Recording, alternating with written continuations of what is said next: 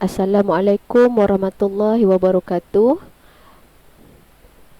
Murid-murid semua, apa khabar? Ustazah harap semua dapat belajar dengan selesa. Okey, untuk seterusnya, latihan modul yang seterusnya muka surat 9 adalah berkaitan dengan tajuk sunat hayat dan sunat ab'ad. Jadi ustazah akan buat ulang kaji sedikit sebelum kita buat latihan tersebut. Murid-murid semua boleh buka buku teks Pendidikan Islam tahun 3, muka surat 92.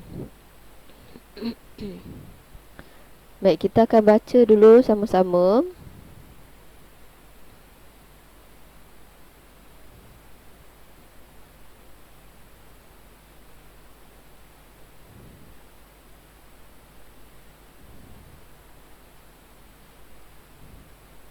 Baik, ini tajuk dia sunat ab'ad dan hayat.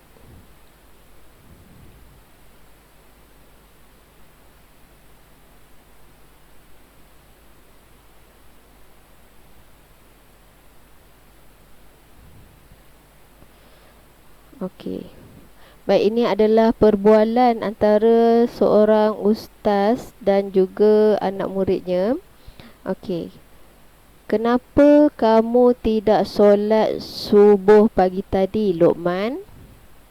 Maaf ustaz, saya tidak hafaz doa kunut. Luqman perlu solat subuh kerana solat itu wajib dilaksanakan. Doa kunut tidak wajib, hanya sunat ab'ad. Baik, itu ya perbualan dengan ustaz. Okey. Perkara sunat dalam solat ada dua ya, iaitu sunat ab'ad dan juga sunat hayat. Okey.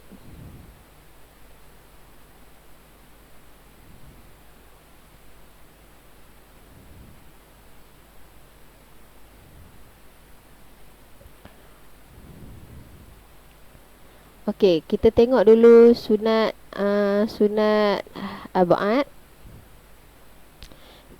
Okey, amalan sunat yang amat dituntut jika ditinggalkan diganti dengan sujud sahwi. Contohnya membaca doa kunut.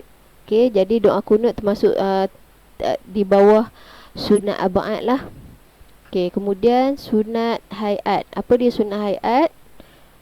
Amalan sunat yang dituntut jika ditinggalkan tidak perlu diganti dengan sujud sahwi.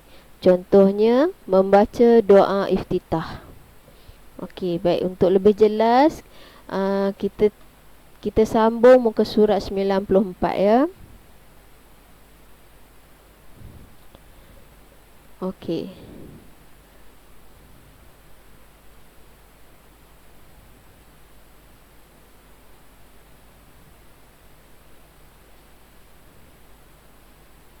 Baik, ini ialah sunat ab'ad.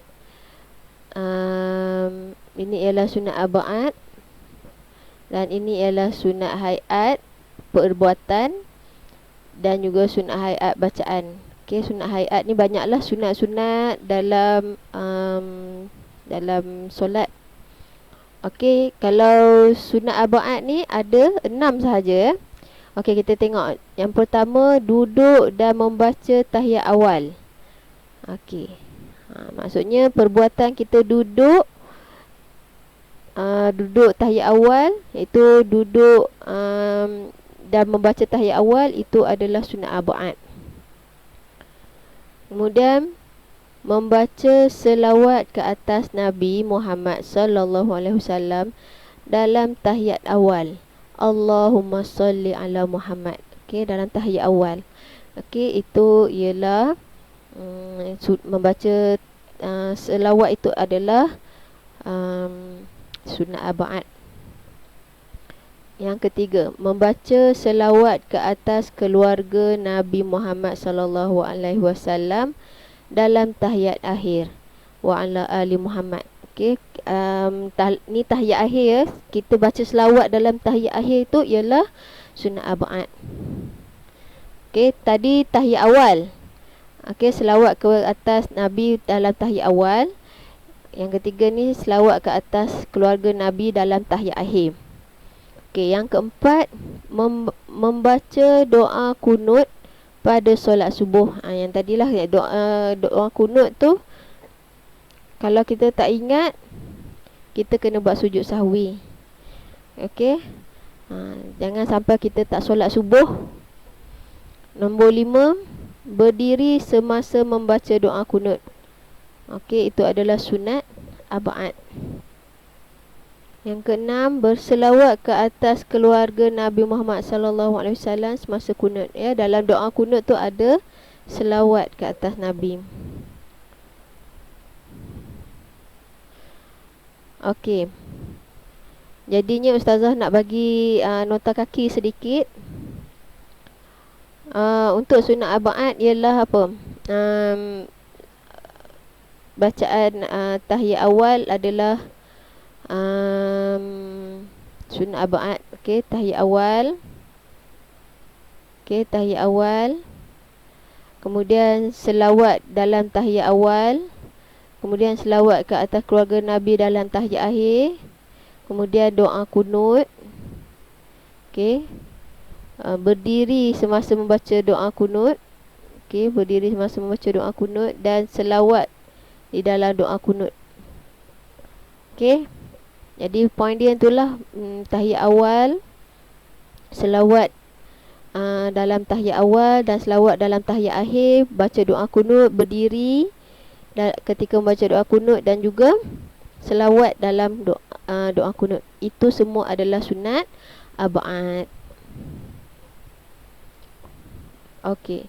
Seterusnya ialah kita tengok pula sunat hayat.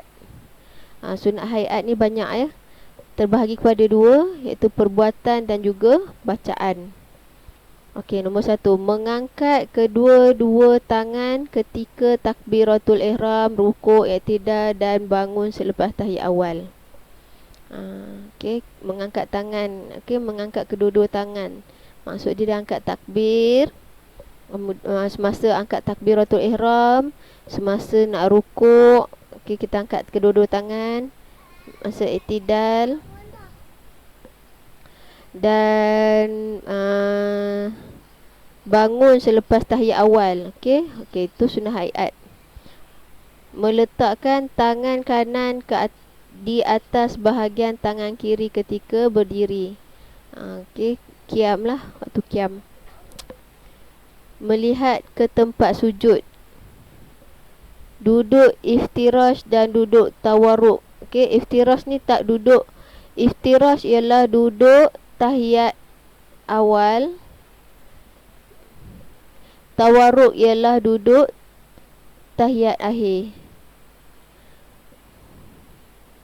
Okey, seterusnya meletakkan kedua-dua tangan di atas paha ketika duduk tahiyat awal dan akhir. Memalingkan muka ke kanan dan ke kiri ketika memberi salam. Ini adalah perbuatan ya. Okey, untuk bacaan, melafazkan takbiratul intiqalat, iaitu yang mengiringi setiap perpindahan perbuatan dalam solat. Yang macam kalau kita dah baca Al-Fatihah kan, kemudian kita baca ayat lazim. Kita katalah qul a'udzu birabbin nas sampai habis, kemudian kita nak rukuk, Allahu akbar, kita sebut Allahu akbar. Melafazkan takbiratul intiqalat, itu ialah takbiratul intiqalat. Hukum dia sunat hayat. Okey. Kemudian membaca isti'azah sebelum membaca Al-Fatihah dan menyebut amin selepas Al-Fatihah. Okey. Itu ialah sunat hayat. Kemudian membaca doa iftitah, membaca surah selepas membaca Al-Fatihah pada rakaat pertama dan kedua, membaca ayat lazim lah. Menyaringkan suara pada bacaan Al-Fatihah dan surah pada rakaat pertama Dan kedua, ketika solat subuh, maghrib, isyak dan solat Jumaat. Menyaringkan suara itu adalah sunat hayat. Membaca tasbih ketika rukuk dan sujud, sunat hayat. Maksudnya tak baca pun solat kita tetap sah lah. Membaca Sami Allahu liman hamidah, Rabbana lakal ham ketika bangun daripada rukuk, itu adalah sunat hayat. Membaca doa ketika duduk antara dua sujud, Rabbighfirli warhamni wajburni warfa'ni warzuqni wahdini wa'afini wa'fu anni, itu adalah sunat hayat. Membaca selawat Ibrahimiyah. Memberi salam yang kedua, okey, itu adalah sunat hayat. Okey, untuk seterusnya Ustazah minta awak buka buku modul muka surat 9. Baik, ini adalah latihan muka surat 9. Okey, arahan dia. Okey, arahan dia soalan 31 hingga 35. Lorekkan 5 perkara sunat hayat dan abaat dalam solat di bawah. Okey, yang mana satu sunat hayat, yang mana satu sunat abaat. Okey, membaca doa kunut, sunat hayat dan abaat. Okey, jadi awak tulis kat situ, awak lorek lah. Dia suruh lorek ya, bukan bulat. Lorekkan bermakna awak buat macam ni lah.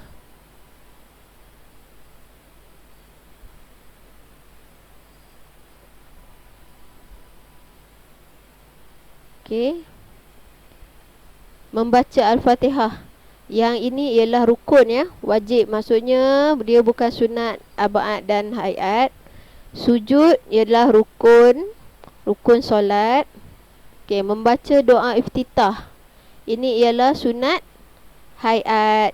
Jadi awak lorekkan.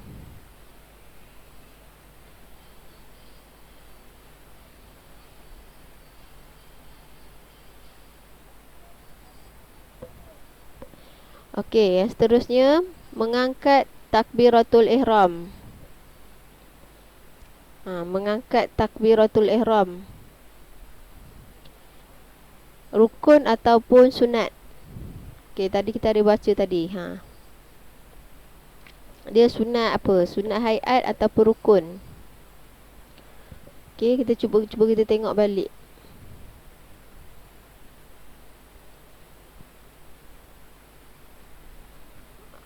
Okey, mengangkat kedua-dua tangan ketika takbiratul ihram. Ini perbuatan ya. Mengangkat kedua-dua tangan. Mengangkat kedua-dua tangan kata. Okey, jadi kat sini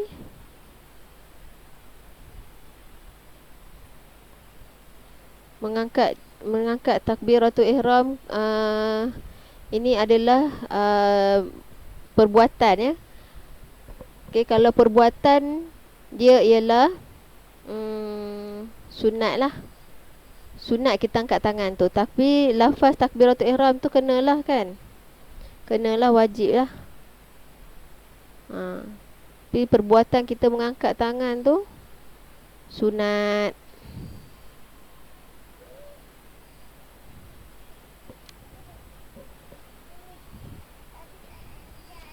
Okey, takbiratul ihram adalah wajib lah, rukun ya, rukun. Tapi perbuatan mengangkat tangan tu ialah sunat hayat. Baik, seterusnya selawat ke atas Nabi Muhammad. Ini adalah sunat abaat. Selawat ke atas Nabi dalam tahiyat awal ya. Okey, niat ialah rukun. Okey, seterusnya melihat ke tempat sujud, ini ialah sunat hayat yang kita baca tadi ya, kita ada baca tadi. Okey, awak boleh, kalau awak tak ingat, awak boleh apa? Awak boleh rewind ya. Rewind video ini. Okey. Memberi salam kedua ialah sunat hayat. Okey, senang sahaja. Okey. Baik, jadi markah dia 10. Kalau awak betul 5, awak akan dapat markah 10. Itu sahaja tutorial daripada Ustazah. Selamat belajar, jaga kesihatan, stay at home, stay safe. Itu sahaja. Terima kasih.